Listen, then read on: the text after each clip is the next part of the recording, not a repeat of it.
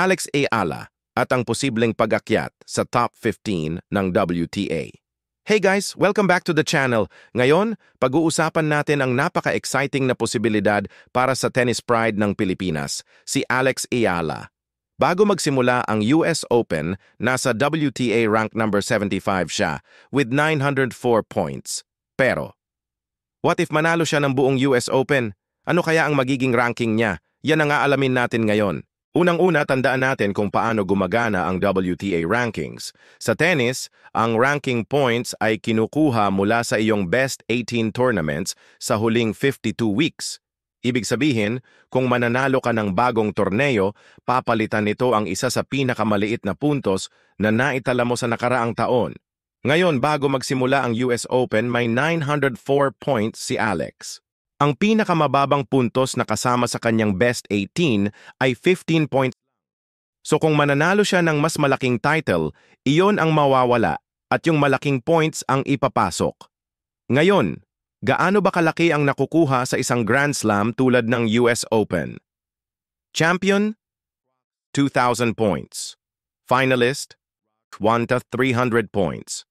Semifinals, 780 points. Quarterfinals, 430 points. So, kung aabot siya hanggang championship at mag-champion pa, makakadagdag siya ng 2,000 points. Pero tandaan, hindi ito diretso Paui 2,000 kasi may tatanggalin sa existing niyang list. Kaya magiging calculation natin 904, 15 plus 2,000 hosts 2,889 points. So total niya ay halos 2,889 points kung sakaling mag-champion siya. Ngayon, let's compare. Sa kasalukuyang listahan ng WTA, number 12 si Ekaterina Alexandrova with 2,916 points. Number 13 si Carolina Muchova with 2,138 points. Number 14 si Clara Tauson with 2,181 points. Kung 2,189 points ang magiging total ni Alex, ang posisyon niya ay tataas sa pagitan ng number 12 at number 13. Ibig sabihin, siya ay magiging top 13 in the world. Isipin mo yon mula number 75 tapos magiging Grand Slam champion at papasok agad sa top 15 ng buong mundo. Historic moment yan para sa Philippine tennis. Kung mangyayari ito, hindi lang ito personal milestone para kay Alex, kundi malaking inspirasyon din para sa mga batang atleta sa Pilipinas. Imagine, from a junior prodigy, ngayon ay posibleng maging isang Grand Slam champion at top 15 player.